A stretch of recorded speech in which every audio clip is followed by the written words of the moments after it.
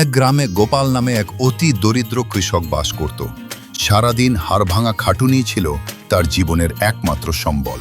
এক চৈত্র মাসের দুপুরে নিজের ছোট জমিতে কাজ করার সময় সে খুঁজে পায় ভাগ্যের এক অদ্ভুত চাবিকাঠি। আজ যা রোদ পড়েছে, শরীর আর চলছে না। একই কোদালটা শক্ত কিসে লাগলো? পাথর নাকি অন্য কিছু?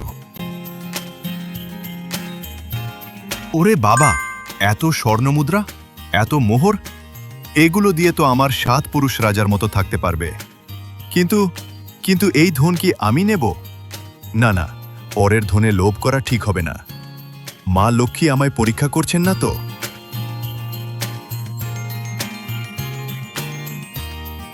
আরে ও গোপাল, কি লুকাচ্ছ? ওরে বাবা, এত সোনা! শোনো ভাই, ওটা তো আমার জমির একদম ধারেই ছিল। অর্ধেক মোহর আমাকে এখনই দাও, না হলে মোড়লকে গিয়ে বলবো তুমি মাটি খুঁড়ে চুরি করেছো। মোড়ল মশাই, এই চোর গোপাল আমার জমির পাশ থেকে এক হাঁড়ি সোনা পেয়েছে। ওটা আসলে আমারই পাওনা, আমাকে আমার ভাগ বুঝিয়ে দিন। মশাই, আমি চাই এই সোনা দিয়ে গ্রামে একটা ভালো হাসপাতাল তৈরি হোক। আমার অভাব আছে ঠিকই, কিন্তু আমি তো অন্যের ধন চুরি করিনি। আমি শুধু চাই গ্রামের মানুষের ভালো হোক। থাম রহমত, চিৎকার করো না। গোপাল, তোমার কি বলার আছে আমি সব শুনেছি। সাবাস গোপাল, তোমার সততা দেখে আমি মুগ্ধ।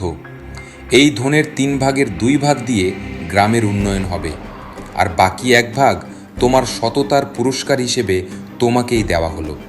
তুমি আজ থেকে আর গরিব নও। আর রহমত, অন্যের ধনে লোভ করার জন্য তুমি আজ কিছুই পাবে না। এখন যাও এখান থেকে। পরিশ্রম আর সততা থাকলে ঈশ্বর কাউকে কোনোদিন খালি হাতে ফেরান না।